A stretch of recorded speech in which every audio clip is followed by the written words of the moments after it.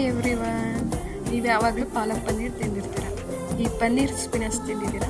Try ಮಾಡೋಣ ಹೇಗಿದೆ ಅಂತ ಬನ್ನಿ. ಫಸ್ಟ್ ನಾನು ಇಲ್ಲಿ ಬರೀ ಪಾಲಕ್ ಸೊಪ್ಪು ಮಾತ್ರ, ಎಲೆ ಮಾತ್ರ ತೊಗೊಂಡಿದ್ದೀನಿ.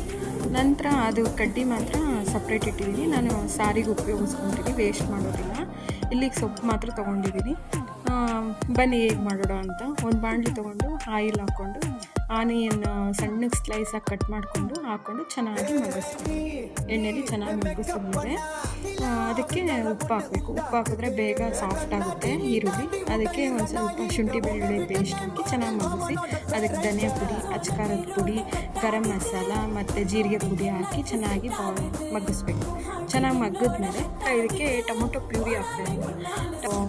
ಮಿಕ್ಸಿ ಮಾಡಿಕೊಂಡು ಪ್ಯೂರಿನ ಹಾಕಿ ಚೆನ್ನಾಗಿ ಮಗ್ಗಿಸ್ತಾ ಇದ್ದೀನಿ. ಒಂದು ಸ್ವಲ್ಪ ಅದು ಆಯಿಲ್ ಸಪ್ರೇಟ್ ಆಗಬೇಕು. ನಂತರ ಪನ್ನೀರ್ ತೊಗೊಂಡು ಮಿಕ್ಸಿ ಮಾಡ್ತಾಯಿದ್ದೀನಿ. ಮಿಕ್ಸಿಗೆ ಹಾಕ್ಕೊತಾ ಇದ್ದೀನಿ. ನಂತರ ಪಾಲಕ್ ಸೊಪ್ಪನ್ನ ಸಣ್ಣ ಕಟ್ ಮಾಡಿ ಅದರಲ್ಲಿ ಹಾಕಿ ಚೆನ್ನಾಗಿ ಮಗ್ಗಿಸ್ಬೇಕು. ಪಾಲಕ್ಕೆಲ್ಲ ಚೆನ್ನಾಗಿ ಬೇಯಬೇಕು, ಅದರಲ್ಲೇ ಬೇಯಬೇಕು.